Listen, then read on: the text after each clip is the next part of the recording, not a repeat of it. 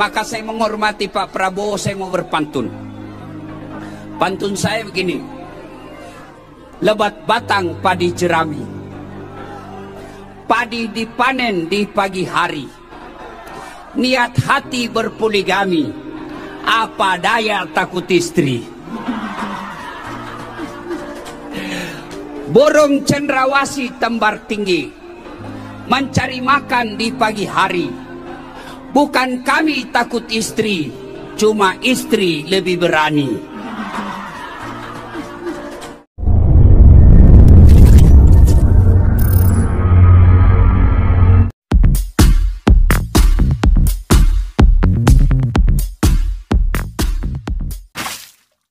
Ibu bapak, saudara-saudara sekalian, teristimewa yang kita hormati dengan segala kemuliaan yang kita miliki, Bapak Haji Prabowo Subianto, yang insya Allah dimuliakan dan dirahmati oleh Allah Subhanahu wa Ta'ala, dan Ketua Umum BKPRMI, para jenderal-jenderal yang saya tahu sejak kecil, beliau jenderal-jenderal ini adalah jenderal yang dekat dengan masjid, dan dibuktikan hari ini, meskipun beliau dengan kesibukannya masih mampu menghadiri acara BKPRMI, acara pada pemuda yang tidak punya modal, bukan pengusaha, tapi modal kita adalah kedekatan dengan Allah Subhanahu wa Ta'ala. Bapak Prabowo, saya tahu waktu Bapak sangat sempit, makanya saya to the point. Yang pertama, Nabi pernah ditanya, ya Rasulullah, siapa manusia yang paling baik? Apakah yang hitam jidatnya tapi individualis? Apakah mereka yang selalu bangun sholat tahajud tapi tidak peduli? Apakah mereka yang Senin Kamis tapi tidak punya kepekaan? Apakah mereka yang Senin Kamis puasa tapi egois? Kata Nabi, bukan itu. Siapa orang yang baik?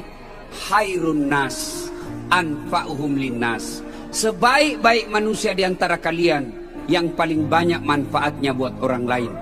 Dan kami saksi BKPRMI, Bapak Prabowo adalah yang paling banyak manfaat buat orang lain. Mana ada kasihan remaja masjid, mana ada pengusaha, pejabat, toko yang mau kasih remaja masjid mobil. Alhamdulillah Pak Prabowo buktikan hari ini. Biasanya yang mau dikasih mobil itu apa Pak? Partai politik, karena ada maunya. Tapi Alhamdulillah Prabowo bukan memberikan kepada partai, tapi memberikan kepada remaja masjid. Maka tanggung jawab kalian yang diberikan mobil, jangan kau jadikan mobil pribadi untuk gaya-gaya. Jadikan itu untuk menjangkau masjid. Allahu Akbar. Pak Jenderal yang saya muliakan, catat saudara-saudara sekalian, sebut saja siapa? Semua alim Timur Tengah, semua alumni dari pesantren-pesantren terkemuka dari luar negeri Arab. Dasat Latif, alumni BKPRMI. Pak Jenderal, saya tidak pernah mondok. Wallahi, saya tidak pernah sekolah pesantren agama. Tapi Bapak boleh lihat sekarang di channel YouTube saya, paling banyak penontonnya. Penonton saya sekarang di YouTube Pak Jenderal 264 juta. Dan hebatnya karena penonton saya bukan cuma muslim. 4 hari lalu saya dari Samarinda Pak Jenderal. Ada orang Tionghoa, jelas mukanya sangat Tionghoa. Dia bangga dan dia minta kepada panitia, saya yang jemput Pak Ustadz. Beliau jemput dengan mobilnya yang mewah. Dan dia mengatakan, Alhamdulillah Ustadz, baru beberapa hari saya masuk Islam karena selalu nonton ceramahnya Pak Ustadz. Kenapa? Karena saya dakwah, mari sejukkan.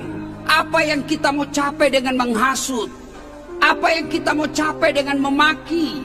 Apa yang kita mau capai dengan menghina orang lain? Tidak ada. Kalau ada saudaraku BKPRMI, kalian merasa ustadz, kalian merasa penceramah, tapi mulutmu kotor, mulutmu kasar, siapa teladanmu? Adakah pernah dicontohkan oleh Rasulullah? Masya Allah. Saya dari tadi lihat Pak Jenderal. Pak Jenderal, Rasulullah itu tidak ada fotonya, tidak ada lukisannya, tapi deskripsi tentang beliau sangat lengkap. Beliau dijelaskan dalam hadis, alis kanan kirinya Pak tebal, kiri kanannya tebal, dan seperti Pak Prabowo, Rasulullah itu ada urat di tengah-tengah antara alis dan. Coba lihat Pak Prabowo, ada kan pembedanya di sini. Kalau Rasulullah urat di sini. Apa tujuannya? Ketika beliau marah, uratnya ini keluar membesar sehingga sahabat tahu Nabi lagi marah sehingga tidak perlu memaki. Maka saudaraku, belajar dari Rasulullah. Pak Jenderalku semua yang hadir di tempat ini, kurang apa itu bejatnya masyarakat sama Nabi sebelum diangkat jadi Rasul. Disebut masyarakat jahiliyah Pak.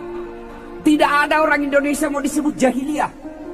Nabi masyarakatnya waktu itu jahiliyah. Tapi dalam usia 23 tahun, dalam waktu 23 tahun, dari masyarakat jahiliyah menjadi masyarakat madani.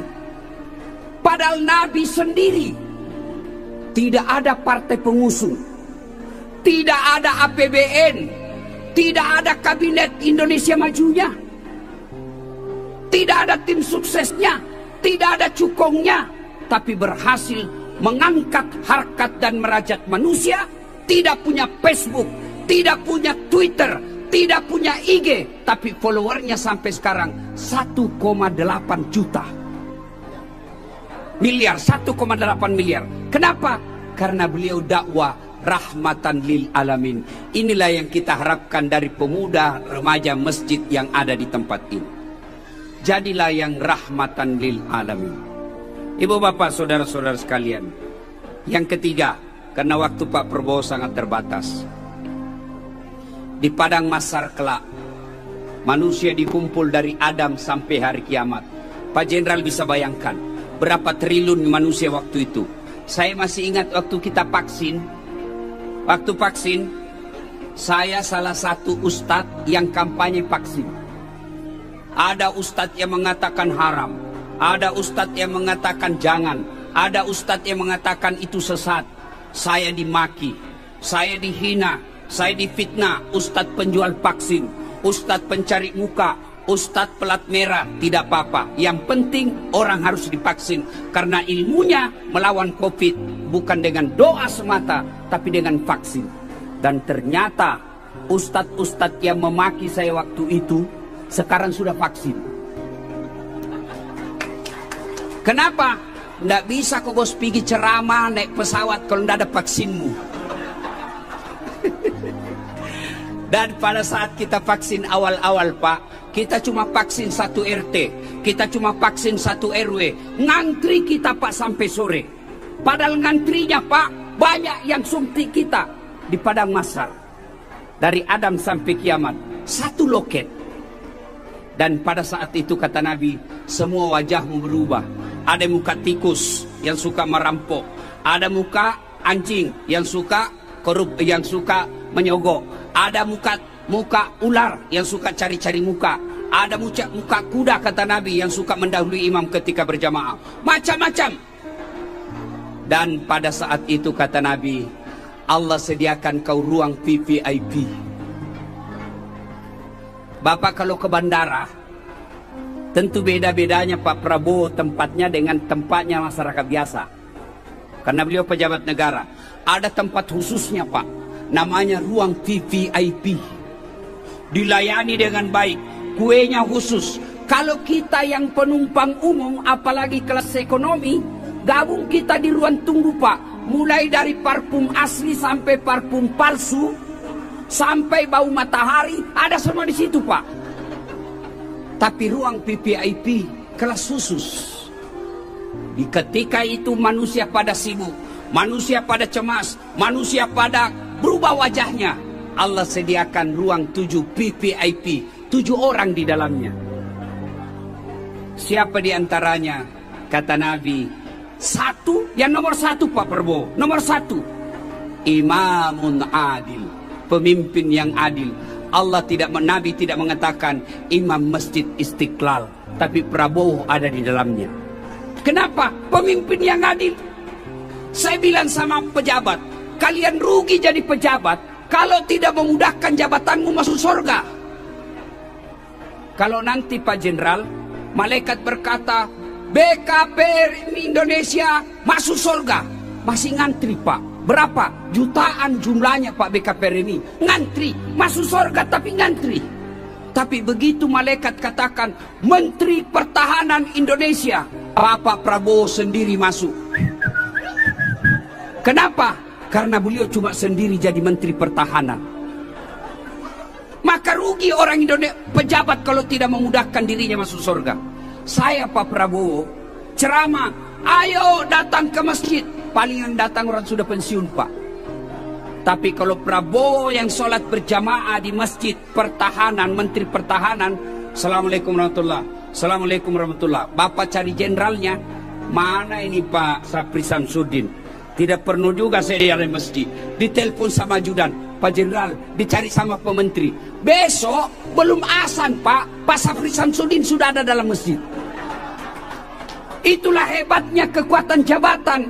Maka Allah menitipkan tidak semua orang di Indonesia dikasih jabatan. Terbatas, hanya orang-orang pilihan. Maka orang yang hadir di sini adalah pejabat-pejabat pilihan yang kita doakan semakin baik jabatannya.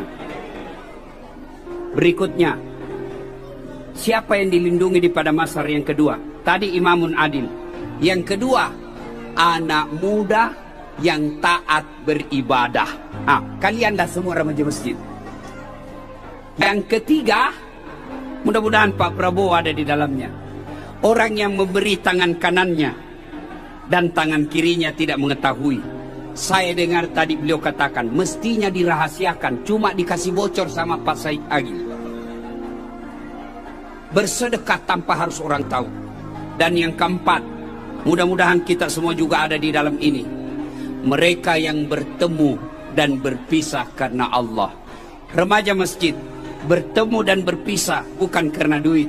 Remaja masjid bertemu dan berpisah bukan karena jabatan, tapi mereka bertemu dan berpisah karena rumah ibadah yang insya Allah kita akan masuk di dalam 7 golongan itu.